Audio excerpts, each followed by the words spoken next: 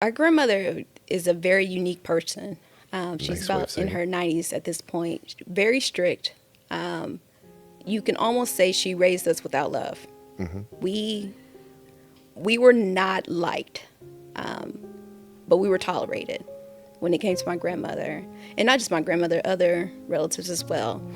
We The didn't seven have no sisters. choice. The Yeah, seven, right. yeah, my sisters, because my mom would leave us at our grandmother's house, our grandparents' house, for months on end, school years, and so she did not like us.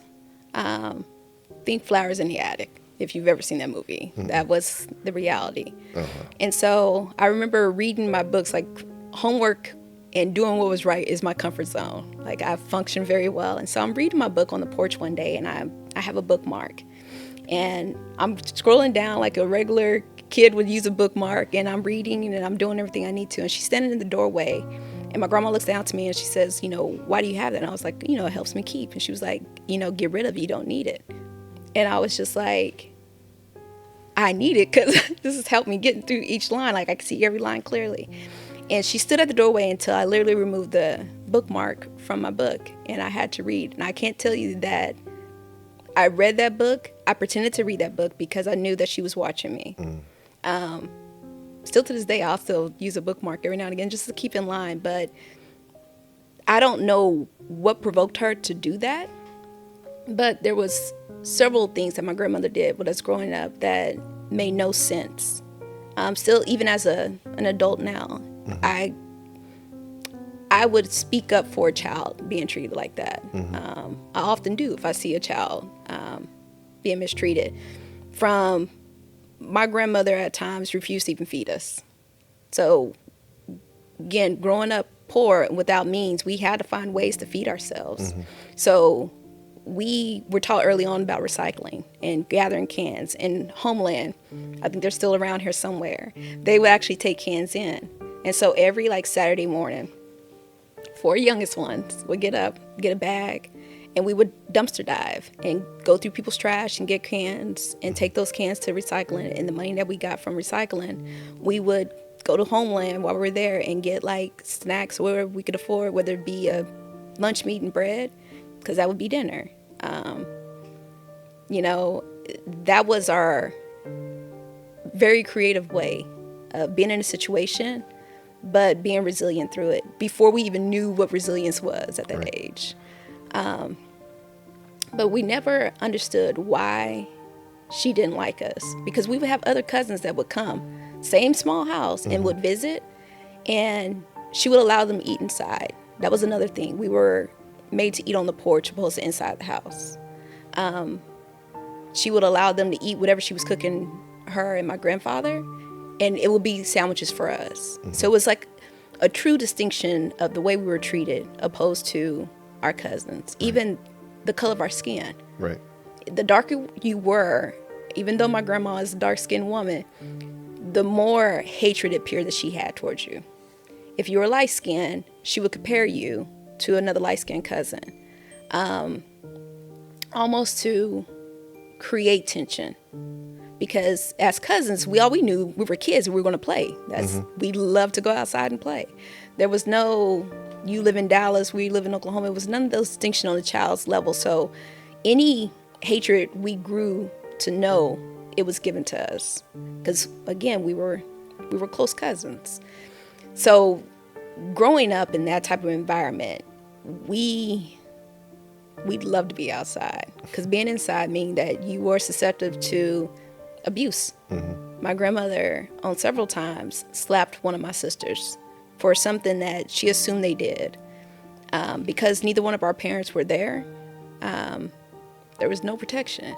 So we were pretty much at the mercy of the adults that were taking care of us, which created very unhealthy environments for children. And this is, reading my sister's stories and growing up, almost all of us dealt with some form of sexual abuse as a child, unfortunately. And there was no adults to tell. And even when the adults were told about sexual abuse, be it at the hands of a mother's boyfriend, an uncle, a stranger, nothing ever happened. And so it became common just to suffer in silence as a child. And then, of course, as we knew as sisters, as we started realizing that happened to you, that happened to me, or that's happening to you, or, well, grandma slapped you because of why, we started having these close bonds because it started happening to more than one of us. And then we became each other's guards. And each other's like, we got to look out for each other because this is all we have. And unfortunately, no one was really trying to take us out of that environment. And knowing my mother's struggles now, I'm more empathetic to understand why she couldn't show up for us and be that type of mom that we needed. But it doesn't take away that hurt, that pain, that anger that exists and still creeps up from time to time. Yeah, from the reading, but sometimes you, even if you would say, hey, this is happening to us, you guys would get beat even more just to be quiet about it. Yeah. Which that part just Way didn't understand. I can't say it's a culture. It was my grandparents' culture to the sense of discipline and abuse went hand in hand. What was clearly abuse was always labeled discipline, or we were cutting up, or we were doing too much. But I almost see it as hatred. If you hate something, you don't really care about the level of abuse or the level of neglect you give something because you hate it. Right. If you love something, you generally, even if you like something, you have a general concern about something, a sincerity about it. We never felt that. And the only love that we felt growing up, especially with absent parents, is love between sisters. So I knew I was okay, or I knew that like someone was looking out for me because I had my sisters who would check in. Or we had holes in our clothes. Our clothes were dirty when we went to school. Like, not to give a television portrait of being poor, but that was the reality. All I had was hand-me-downs until I think I got to high school, and that's only because all my sisters would have graduated by then. But by the time clothes got down to the youngest one, they could have been dirty, it could have been, no seams or whatever the case may be. But we didn't have guardians. Like living with my grandmother, and granted it wasn't her responsibility, but we didn't have adults in our lives that said, let me make sure they have, or at least look presentable. We looked presentable going to church because church was really big in my grandmother's reputation. We had to be part of the choir. We had to be active in church because to be known as a good Christian woman was better than the reality of you don't even like these children. Right. So, yeah.